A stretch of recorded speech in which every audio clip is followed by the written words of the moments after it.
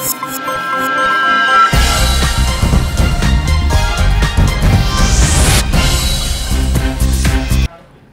পরিচালনায় জাতীয় সরকার ব্যবস্থা প্রণয়ন এবং দ্বিকক্ষ বিশিষ্ট পার্লামেন্ট চায় বিএনপি।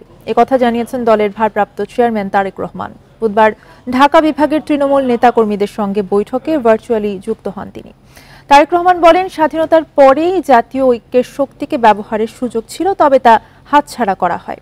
আগামী দিনে বিএনপি সেটার পুনরাবৃত্তি করবে না। বিএনপির ভারপ্রাপ্ত চেয়ারম্যান আরও বলেন, গণতন্ত্র আর ভোটাধিকার পুনরুদ্ধারের সংগ্রামে যারা অংশ নিয়েছেন তারা সবাই আগামীতে দেশ পরিচালনায়ও অংশ নেবেন। এতে তাদের অবদানের সুফল থেকে বঞ্চিত হবে না বাংলাদেশ। আওয়ামী লীগ দীর্ঘ সময় ক্ষমতায় থাকায় দেশ পুরোপুরি বিভক্ত হয়ে পড়েছে বলেও উল্লেখ করেন তারেক রহমান।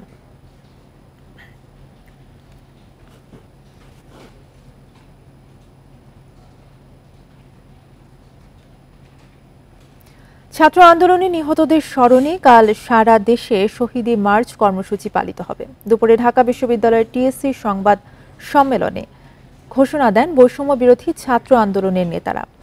এ সময় সমন্বয়ক হাসনাত আব্দুল্লাহ মন্তব্য করেন, ৭২-এর সংবিধানটি আওয়ামী লীগের জাতির ওপর চাপিয়ে দেওয়া হয়েছিল। ছাত্র আন্দোলনের মুখে গত ৫ আগস্ট শেখ হাসিনা সরকারের পতন হয়। সরকারি হিসাবে ১৭,৯২৬ জন আহত হয়েছে আর নিহত হয়েছে ৬১৭ জন। এর এক মাস পূর্তিতে বৃহস্পতিবার বিকেলে শহীদি মার্চ করবে বৈষম্য বিরোধী ছাত্র আন্দোলনকারীরা। ঢাকা বিশ্ববিদ্যালয়ের রাজু ভাস্কর্য থেকে শুরু হয়ে নীলক্ষেত, কলাবাগান, ফার্মগেট ঘুরে শহীদ মিনারে শেষ হবে। শুধুমাত্র কয়েকটি কমিটি ঢাকা বিশ্ববিদ্যালয় সহ জগন্নাথ, জাহাঙ্গীরনগর, চট্টগ্রাম এরকম অল্প কয়েকটা কমিটি শুধু আমরা অথরাইজ করেছি। এর বাইরে আমরা আসলে সেরকম কোনো কমিটি দিই নাই। জেলাভিত্তিক আমরা কোনো কমিটি দিই নাই বলতে গেলে। তো যারা এরকম জেলাভিত্তিক বা এলাকা ভিত্তিক সমন্বয় পরিচিতি এইসবের সাথে জড়িত হচ্ছে, তারা আমরা মনে করছি তারা আমাদের লোক না, তারা আসলে আমাদেরকে প্রশ্নবিদ্ধ করার জন্য এই কাজ করছে। সংসদ ভবনের সামনে দিয়ে ফার্মগেট, কাওরান বাজার, শাহবাগ, আবার রাজু ভাস্কর্য হয়ে আমাদের জাতীয় শহীদ মিনারে গিয়ে শেষ হবে। এবং সেখানে আমরা প্রত্যাশা করি আমাদের শহীদ পরিবারের একজন মা, একজন বাবা, একজন ভাই, একজন বোন তাদের জায়গা থেকে তাদের চাওয়াগুলো বলবেন। সংবাদ সম্মেলনে সমন্বয়ক হাসনাত আব্দুল্লাহ বলেন, রাষ্ট্র সংস্কারের জন্য সরকারকে সহযোগিতা করছে শিক্ষার্থীরা। মন্তব্য করেন, ৭২-এর সংবিধানটি চাপিয়ে দেয়া হয়েছে। এই আওয়ামী লীগের সংবিধানটা সেখানে একটা আমরা জাতীয় সংবিধান হিসেবে আমরা মেনে নিয়েছিলাম। আওয়ামী লীগের সংবিধানটাকেই আমরা বাংলাদেশি সংবিধান হিসেবে ধরে নিয়েছিলাম। অর্থাৎ দেখেন, একটা দলের সংবিধানকে যখন একটা দেশের সংবিধান হিসেবে চাপিয়ে দিতে চায়, সেই জায়গাতে ফেসিবাদের প্রথম বীজটা বপন করে দেওয়া হয়। নির্বাচন কমিশন সংস্কার ও সুষ্ঠু নির্বাচনের বিষয়ে সোচ্চার থাকার কথা জানিয়েছেন শিক্ষার্থীরা। নূরে আলম, ইন্ডিপেন্ডেন্ট নিউজ, ঢাকা। গদবাঁধা চিন্তা থেকে বেরিয়ে সব পর্যায়ে সংস্কার কর্মসূচি গ্রহণ এবং বাস্তবায়নে সচিবদের নির্দেশ দিয়েছেন প্রধান উপদেষ্টা ডক্টর মোহাম্মদ ইউনূস। এক্ষেত্রে সংশ্লিষ্টদের সাথে আলোচনা এবং মতামত গ্রহণের উপর জোর দেন তিনি। অন্তর্বর্তী সরকারের দায়িত্ব নেওয়ার পর বুধবার সকালে তেজগাঁওয়ে প্রধান উপদেষ্টার কার্যালয়ে প্রথমবারের মতো সচিবদের নিয়ে বৈঠকে বসেন ডক্টর ইউনূস। বলেন, ছাত্র জনতার বৈষম্যহীন দেশ গড়ার প্রত্যয় উদ্বুদ্ধ হয়ে নতুন মানবিক বাংলাদেশ করতে হবে। বিবেক ও ন্যায়বোধে উজ্জীবিত হয়ে নিজ নিজ ক্ষেত্রে সততা, নিষ্ঠা, জবাবদিহি নিশ্চিতের আহ্বান জানান তিনি। জনস্বার্থকে সর্বোচ্চ গুরুত্ব দিয়ে সরকারি কার্যক্রম পরিচালনার এবং সেবা সহজ করার তাগিদ দেন ডক্টর ইউনূস। দুর্নীতির মূলোৎপাটন করে সরকারি অর্থের সদ্ব্যবহার এবং সরকারি ক্রয়ে যথার্থ প্রতিযোগিতা এবং স্বচ্ছতা নিশ্চিতে প্রতিবন্ধকতা দূর করার প্রত্যয় তুলে ধরেন প্রধান উপদেষ্টা।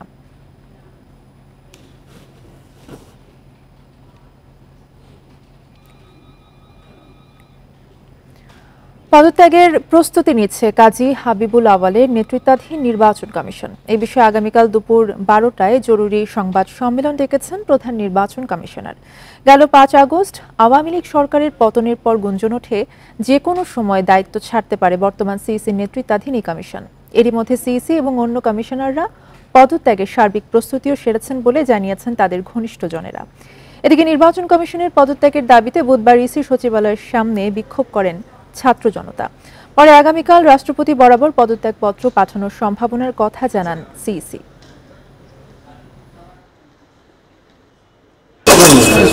বলেছি তো যে আপনাদেরকে কালকে দাওয়াত করা হয়েছে, কালকে আসবে। কখন স্যার? কালকে কি পদক্ষেপ সিদ্ধান্ত বিষয় স্যার? আমি তো বলেছি নো কমেন্ট, আমি এখন কমেন্ট করবো না। কালকে কালকে দাওয়াত করা হয়েছে, রাষ্ট্রপতি কি বলছে? রাষ্ট্রপতি আপনার ওনার সাথে দেখা করতে বলেছি। স্যার কালকে সিদ্ধান্ত নিচ্ছেন স্যার? কখন দেখা করবেন স্যার? সিদ্ধান্ত কি নিচ্ছেন আসলে বলতে গেলে? নির্বাচন কমিশন ও দুর্নীতি দমন কমিশন সহ যেসব প্রতিষ্ঠানে আওয়ামী লীগের সুবিধাভোগী এখনও আছেন তাদের অবিলম্বে পদত্যাগের দাবি করেছে বিএনপি। পাশাপাশি ছাত্র জনতার আন্দোলনে শেখ হাসিনা সহ যারা গণহত্যা চালিয়েছে তাদের বিচার সবার আগে চাইছে দলটি। সকালে আলাদা অনুষ্ঠানে এসব কথা বলেন কেন্দ্রীয় নেতারা।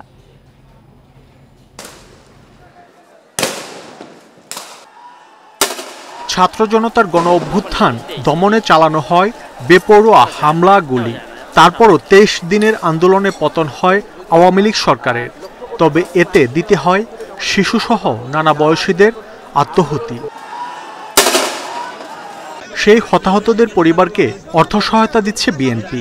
বঙ্গবন্ধু শেখ মুজিব মেডিকেলে দলের ভারপ্রাপ্ত চেয়ারম্যান তারেক রহমানের পক্ষে এ অনুদান তুলে দেন রুহুল কবির রিজভী। এ সময় তিনি বলেন, গত 15 বছর আওয়ামী লীগ যে হত্যা নির্যাতন চালিয়েছে তা নজিরবিহীন। কেউ কেউ বলছেন যে আওয়ামী লীগকে ক্ষমা করে দিব। কি করে ক্ষমা করবেন? আমরা আওয়ামী লীগের সাধারণ সমর্থক যারা অপরাধ করেনি তাদের কথা বাদ দিলাম, তাদের প্রতি আমাদের কোনো ক্ষোভ নাই, জনগণের কোনো ক্ষোভ নাই।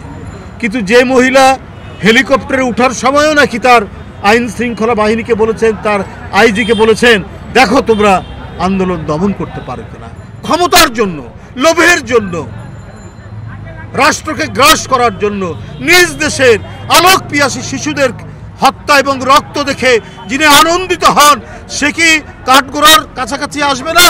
তার কি বিচার হবে না?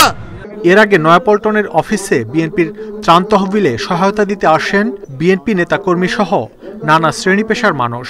এ সময় দুর্গতদের পাশে থাকার কথা আবারও জানিয়ে দলটির নেতারা বলেন, দেশ স্বৈরাচার মুক্ত হলেও তাদের সহযোগীরা এখনও তৎপর রয়েছে। নির্বাচন কমিশন আজ অবধি নির্লজ্জের মতো বসে আছে, জনরোষ থেকে কেউ রক্ষা পাবে না। আর দুদুকে যে সমস্ত কর্মকর্তা এবং কমিশনাররা এখনো বসে রয়েছে বিগত সরকারের সুবিধাভোগী হিসাবে, আমি সরকারকে বলবো দুদুক পুনর্গঠন করা অতীব জরুরি, নির্বাচন কমিশন পুনর্গঠন করা অতীব জরুরি। বিএনপি ক্ষমতায় এলে দেশে গণতন্ত্র, আইনের শাসন ও মানবাধিকার ফিরবে বলেও জানান দলটির কেন্দ্রীয় নেতারা। মাহমুদ শরীফ, ইন্ডিপেন্ডেন্ট নিউজ, ঢাকা। অবৈধ সম্পদ, অর্থ পাচার সহ নানা অনিয়ম ও দুর্নীতির অভিযোগ খতিয়ে দেখতে সাবেক সেনাপ্রধান জেনারেল আজিজ আহমেদের বিরুদ্ধে অনুসন্ধানের সিদ্ধান্ত নিয়েছে দুর্নীতি দমন কমিশন দুদক। একই সঙ্গে তার দুই ভাই হারিস আহমেদ, তোফায়েল আহমেদ জোসেফের বিরুদ্ধেও চলবে অনুসন্ধান। বুধবার এই বিষয়ে সিদ্ধান্ত হয়েছে বলে নিশ্চিত করেছে দুদক।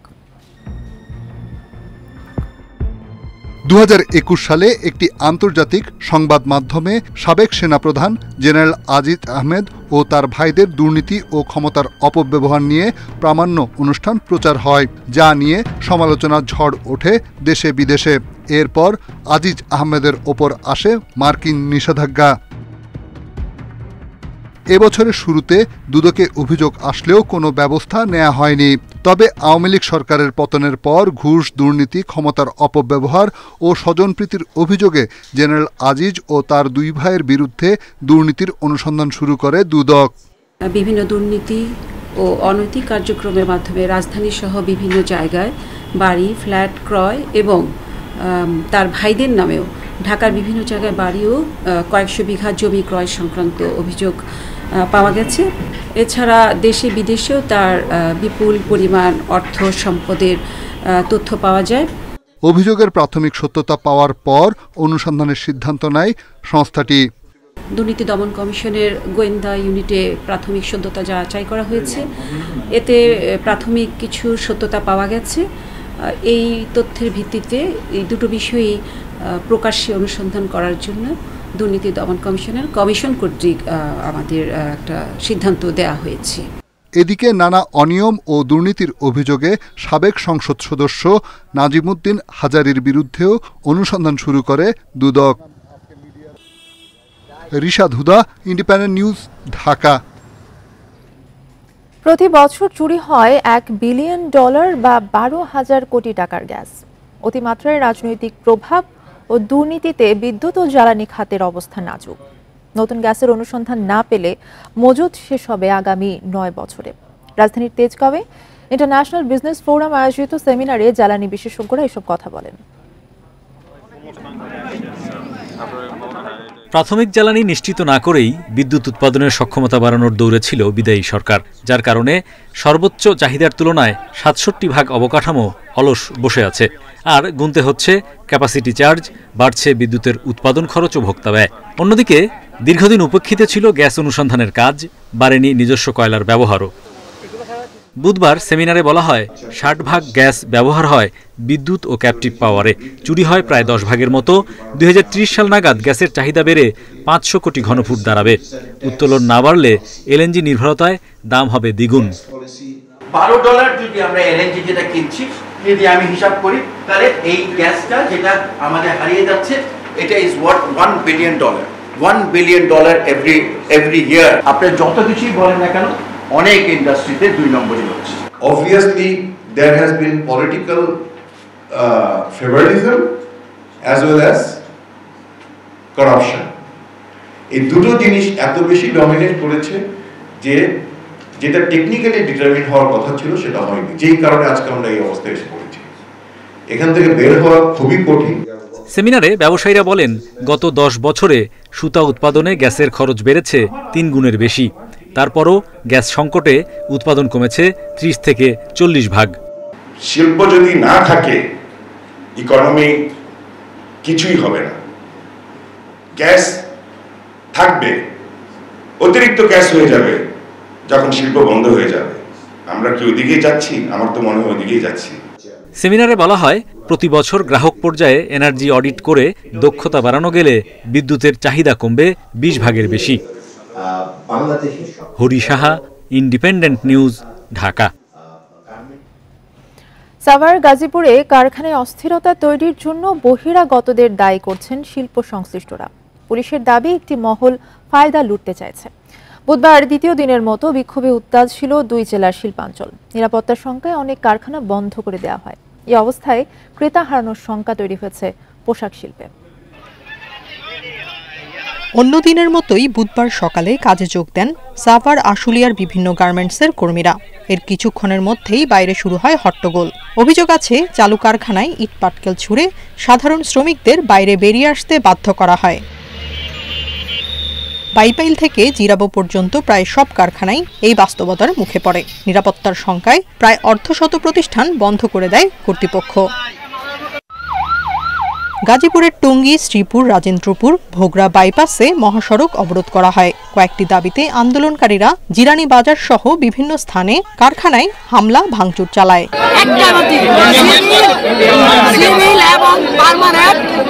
বেতন বৃদ্ধি করতে হবে।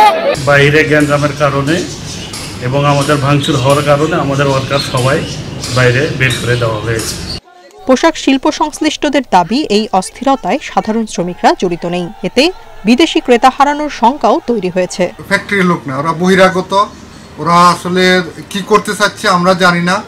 ওরা এরকম এর আগেও একদিন আসছে, আমরা ফ্যাক্টরি বন্ধ করে দিছি। উৎপাদন ব্যাহত হচ্ছে, আমাদের বায়ার চলে যাচ্ছে। আন্দোলনকারীদের সবাই কারখানার শ্রমিক নয় বলে তথ্য দিয়েছে আইনশৃঙ্খলা বাহিনীও।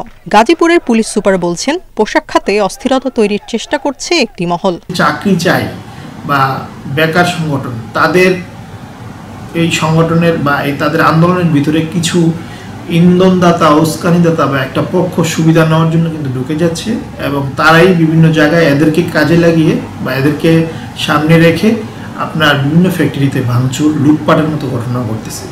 পরিস্থিতি স্বাভাবিক রাখতে শিল্পাঞ্চল এলাকায় সেনাবাহিনী, বিজিবি ও শিল্প পুলিশ মোতায়েন রয়েছে। Tania Nasrin, independent news.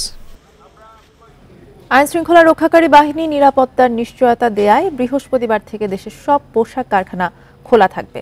বুধবার রাজধানীর বিজিএমইএ ভবনে এক জরুরি বৈঠক শেষে একথা জানান বিজিএমইএ সভাপতি খন্দকার রফিকুল ইসলাম।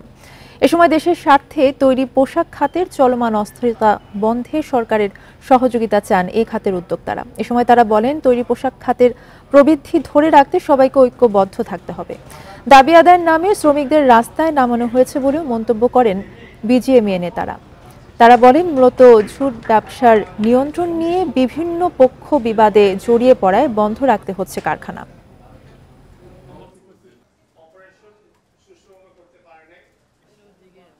আন্তর্জাতিক ক্ষেত্রে বাংলাদেশের ভাবমূর্তি যাতে কখনোই নষ্ট না হয়, সেই জন্যই আমাদের সবার সর্বোচ্চ চেষ্টা, এবং ওই প্রেক্ষাপট থেকে আজকে আমাদের এই কোঅর্ডিনেশন মিটিংটা ছিল।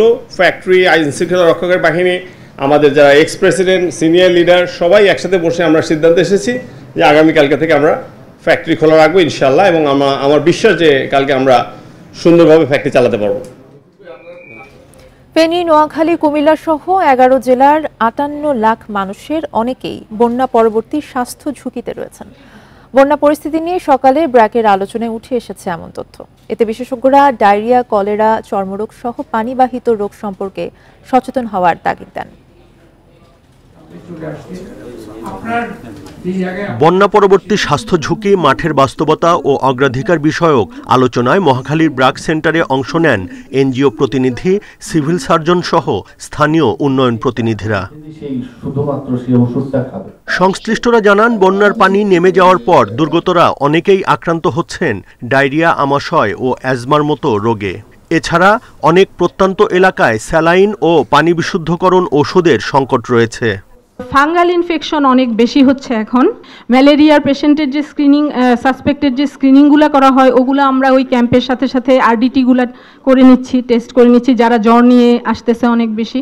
সো এই কাজগুলোতেও হ্যাম্পার হচ্ছে। আমরা অনেক জায়গায় যেতে পারছি না, তবে আমরা চেষ্টা করছি রিমোট এরিয়াগুলোতে আমাদের ক্যাম্পগুলো প্ল্যান করার জন্য। শেল্টারে এসে তারা অনেকে তাদের বংশগত রোগ, বালাই ইত্যাদি নিয়ে এসছে।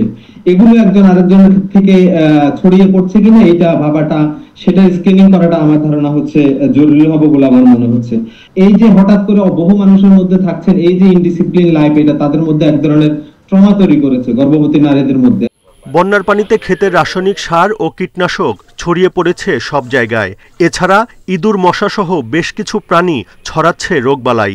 এজন্য স্বাস্থ্য সচেতনতার পাশাপাশি নিরাপদ পানি ব্যবহারের পরামর্শ বিশেষজ্ঞদের। শরীরের ভিতরের ফাঙ্গাল ইনফেকশন হয়, ওগুলো নির্ণয় করা এবং চিকিৎসা করা একটু কঠিন হতে পারে। এখানে শুধুমাত্র যে জীবাণুবাহিত পানি সমস্যা তা না, এখানে কিন্তু কেমিক্যাল কন্টামিনেশন আছে বিভিন্ন ধরনের। আমাদের দেশে ব্যাপক আকারে ইনসেক্টিসাইড আমরা ব্যবহার করি। হ্যালোজেন ওই ট্যাবলেট ক্লোরিনেটেড পানি খেতেও ভুলে গেছিলাম, এখন ওটা খেতে হচ্ছে অনলি সেফ। সেটার জন্য নতুন করে সচেতনতা লাগবে অ্যাকচুয়ালি। দুর্গত এলাকাগুলোতে প্রশিক্ষিত স্বাস্থ্যকর্মীর সেবা, গর্ভবতী মায়ের চিকিৎসা সহ জেলা উপজেলার হাসপাতালে দ্রুত নিয়মিত স্বাস্থ্যসেবা চালুর তাগিদ বিশেষজ্ঞদের। Buddhadeb Kundu, independent news, Dhaka. পাচার হওয়া অর্থ দেশে ফেরত আনতে আন্তর্জাতিক সংস্থার সহায়তায় আইনি ব্যবস্থা নেওয়া হবে বলে জানিয়েছেন বাংলাদেশ ব্যাংকের গভর্নর আহসান এইচ মনসুর। বুধবার বাংলাদেশ ব্যাংকে ব্যাংকার্স মিটিং শেষে এক সংবাদ সম্মেলনে এসব কথা বলেন তিনি। জানান, ব্যাংক খাতের পরিস্থিতি উন্নয়নে 3টি টাস্ক ফোর্স গঠন করবে বাংলাদেশ ব্যাংক। ব্যাংক দখল, লুটপাট, ঋণ জালিয়াতি, অনিয়ম, আমানতকারীর আস্থাহীনতা এবং খেলাপি ঋণের চাপসহ নানা কারণে বেহাল দেশের ব্যাংকিং খাত। এমন অবস্থায় প্রথমবারের মতো দেশের সব ব্যাংকের শীর্ষ নির্বাহীদের সাথে বৈঠক করে কেন্দ্রীয় ব্যাংক। বৈঠক শেষে নির্বাহীরা বলেন, দুর্বল ব্যাংকগুলোকে তারা সহযোগিতা করবেন। নীতিগতভাবে আমরা সবাই প্রতিশ্রুতিবদ্ধ যে হ্যাঁ, we will help the banking sector, আমরা একে অন্যকে সাহায্য করব। পরে বাংলাদেশ ব্যাংকের গভর্নর বলেন, দুর্বল ব্যাংকগুলোর তারল্য সংকট কাটাতে আন্তঃব্যাংকিংয়ের মাধ্যমে সহায়তা দেওয়া হবে। তবে নতুন টাকা ছাপাবে না কেন্দ্রীয় ব্যাংক। দ্রুত সময়ে খেলাপিদের সম্পদ বাজেয়াপ্ত করে সেখান থেকে ব্যাংকের ক্ষতিপূরণ সমন্বয় করা হবে বলেও জানান গভর্নর।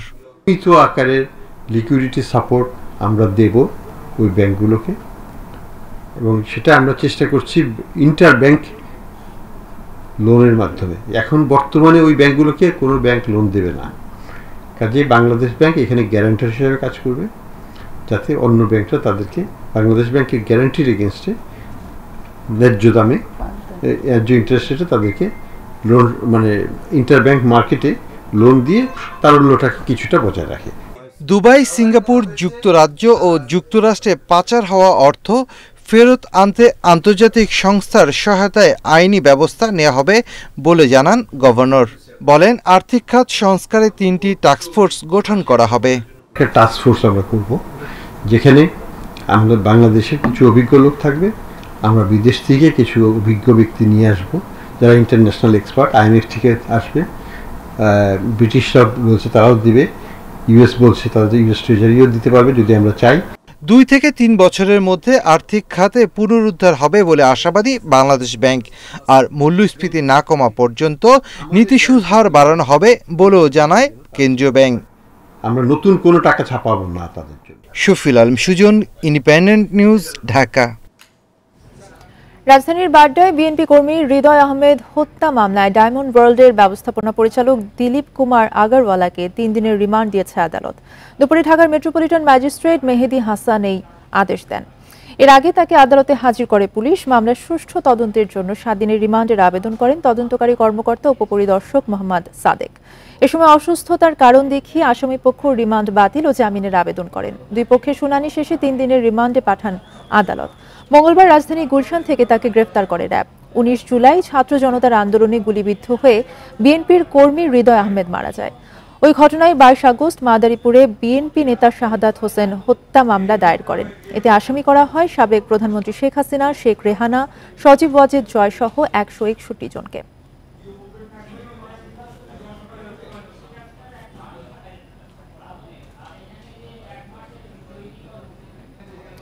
হঠাৎ পাহাড়ি ঢলে চেঙ্গি নদী ভাঙনে বিলীন হওয়ার শঙ্কায় খাগড়াছড়ি পানছড়ি আঞ্চলিক সড়ক।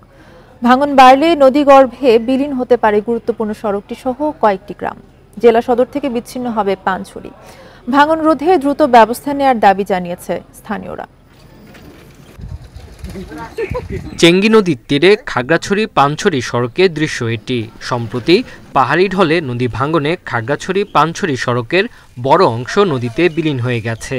ভাঙনের কারণে জেলা সদরের 2 ইউনিয়ন ও পানছড়ি উপজেলার যোগাযোগ বিচ্ছিন্নের শঙ্কা দেখা দিয়েছে।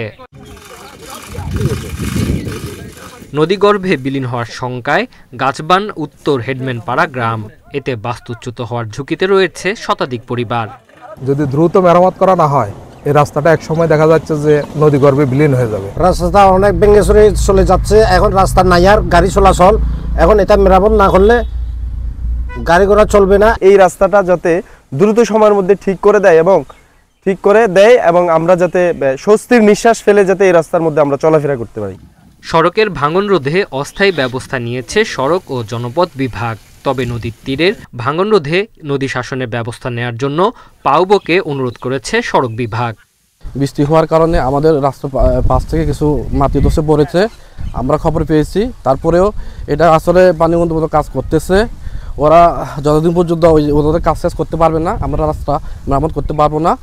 ভাঙন রোধে নদীর তীরে ব্লক বসানোর উদ্যোগ নেওয়ার কথা জানিয়েছে পানি উন্নয়ন বোর্ড। জরুরি ভিত্তিতে টিউব বসিয়ে ভাঙন রোধের চেষ্টা তাদের। খাগড়াছড়ি জেলায় খাগড়াছড়ি শহর ও তৎসংলগ্ন অবকাঠামো সংরক্ষণ নামের একটি প্রকল্প চলমান আছে। ওই প্রকল্পের অধীনে গিরিফুলের যে রাস্তার পাশে ভাঙ্গন ওটা অন্তর্ভুক্ত আছে এবং ওই ভাঙ্গন প্রতিরক্ষায় ইতিমধ্যে সিসি ব্লক ঢালাই সম্পন্ন হয়েছে এবং চলমান প্রকল্পের মেয়াদ জুন 2025 পর্যন্ত রয়েছে। ইনশাআল্লাহ অতি দ্রুত রাস্তার ধারটা প্রোটেক্টেড হয়ে যাবে। নদী ভাঙন থেকে সড়ক ও গ্রাম রক্ষায় স্থায়ী ব্যবস্থা নেওয়ার দাবি গ্রামবাসীর। Independent news. এই ছিল এখনকার সংবাদের সাথে থাকায় ধন্যবাদ সবাইকে।